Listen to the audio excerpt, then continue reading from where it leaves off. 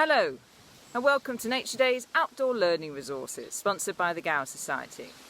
Now it's been very windy here for quite a few days, so my challenge for you today is to map the wind around your garden or around your school grounds. Now you're going to need a map. Now if you're not sure how to make a map of your garden, then have a look at my other video of how to make a map, and if you want one of your school grounds you can do the same thing. Then you need to have a look around your garden and try and find something that wasn't there before the wind. So something that's been blown in from somewhere else. And then I want you to try and track it. So for example, if you manage to find a leaf from a tree and the tree's not in your garden but you can see where it's come from, then you need to map that on your map. So for example, these red leaves here don't come from any of the trees around here. They've actually come from around the back of the garden. So they've come all the way around from back here, from over there, that tree over there, that one there's got the red leaves. So I found my red leaf here, but it actually came from here. So I'm going to draw an arrow showing where it came from. Then I'm going to have a look in my veg patch around here and see if I can see anything that's come in from somewhere there. So on my lawn here I have some brambles and things that have been blown from my compost bin over there. So on my map I'm going to find where the compost bins are, which are here. And it got blown all the way to my grass.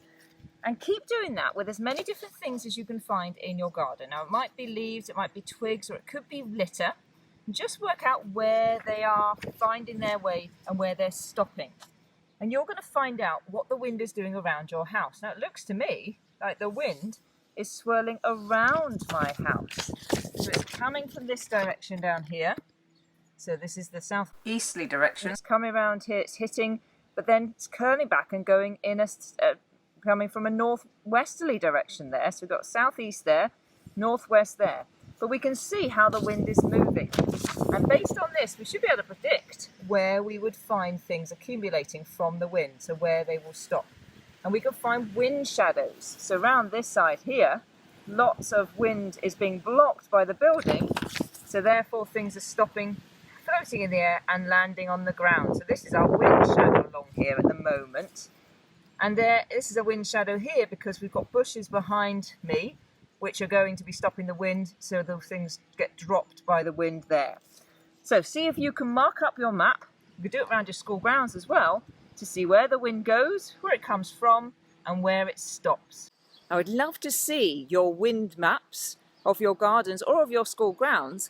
And if you want to have a look and see how the wind is flying around, have a look at your Met Office weather forecast as well and see whether it relates specifically to your area.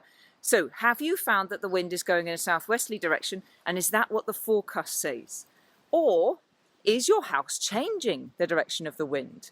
So we've got turbulence, which is when something changes the direction of the wind, so it goes round in a circle, and usually an obstacle like a building or trees do that, to see if your location, your house, your garden is actually changing the weather.